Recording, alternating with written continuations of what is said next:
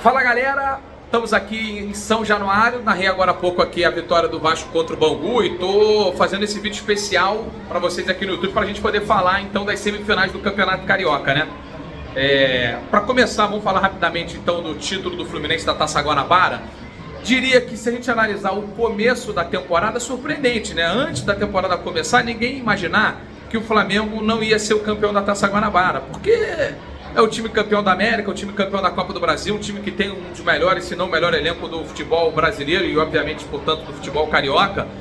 Mas o trabalho do Vitor Pereira emperrou e aí a gente sabe que o Fluminense com o Fernando Diniz sempre tenta ser o protagonista. Independentemente do time que ele enfrente, o Fluminense ele entra em campo para tentar controlar o adversário, para ser o agressor, e isso valeu muito a pena. O time começou meio oscilante na temporada, parece que demorou um pouquinho para engrenar, mas na reta final o time do Fernando Diniz fez aquilo que se esperava dele, do ponto de vista de dinâmica de jogo, da agressividade. Ele acabou encontrando um pouco da escalação, botando o Keno no time titular, né, com o John Arias. O Cano voltou a fazer os gols e o elenco reforçado fez realmente o Fluminense se tornar não só um postulante ao título carioca, que seria natural até mesmo sem reforços, como também assim, um dos times a gente observar ao longo da temporada no Campeonato Brasileiro, Libertadores da América, Copa do Brasil e todas as outras competições que o Fluminense vier a disputar.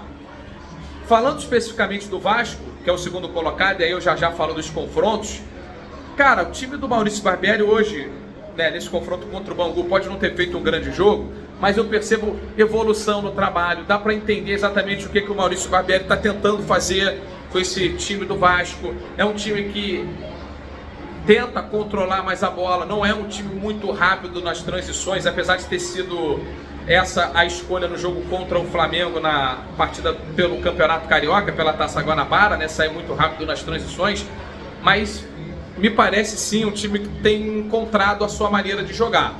O Barbieri possivelmente, né, deve repetir aí aquele que é o time principal do Vasco na semifinal, e é um time que já tem uma cara muito definida, com Pedro Raul, Alex Teixeira e Gabriel Peck lá na frente, com o Andrei que voltou já sendo titular, e aí eu imagino que o trio de meio de campo seja exatamente esse, com o Rodrigo, o Andrei e o Jair, Léo, Piton, e aí o Capasso jogando já na zaga pela direita com o Puma. Então é um time sólido, um time que me parece realmente bastante competitivo, que ao longo desse campeonato carioca foi construindo a sua maneira de jogar, foi ficando cada vez mais confortável, não está pronto. O jogo contra o Bangu mostrou isso, oscilou bastante. Se o Bangu tivesse vencido aqui não teria sido surpresa nenhuma, mas quando a gente está falando de uma semifinal contra o Flamengo, obviamente o roteiro é completamente diferente. O Flamengo decepcionou, né? A gente já vem falando aqui em outros vídeos e vale reforçar.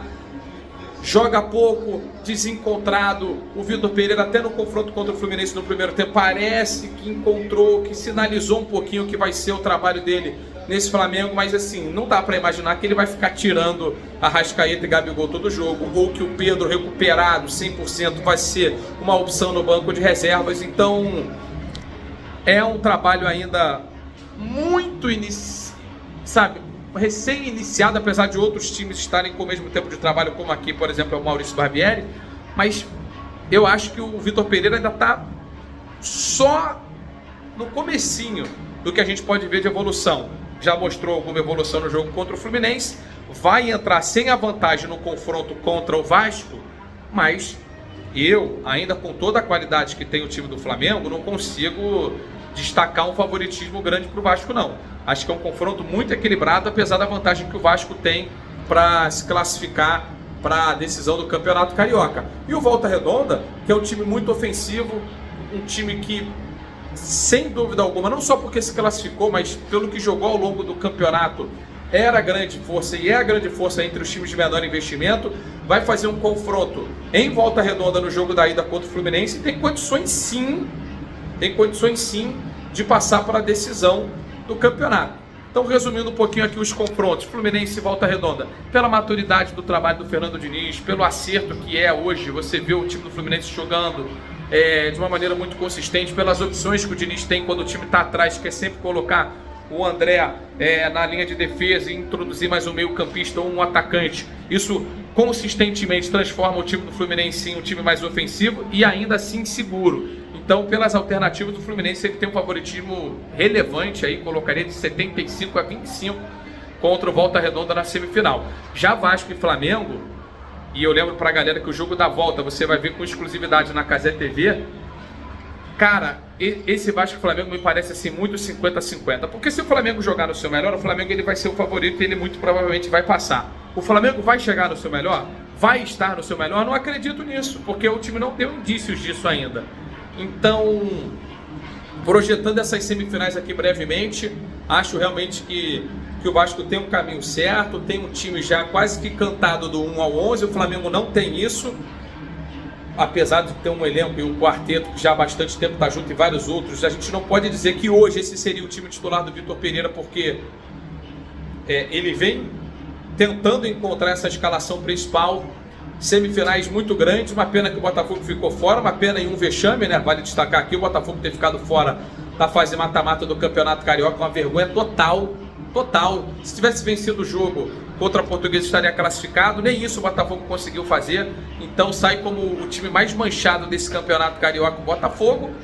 E as semifinais prometem muito, a gente vai poder mostrar o jogo da volta entre Vasco e Flamengo na Cazé TV e poder acompanhar aí, caso o Vasco avance também, uma das partidas da grande decisão lá na Cazé TV.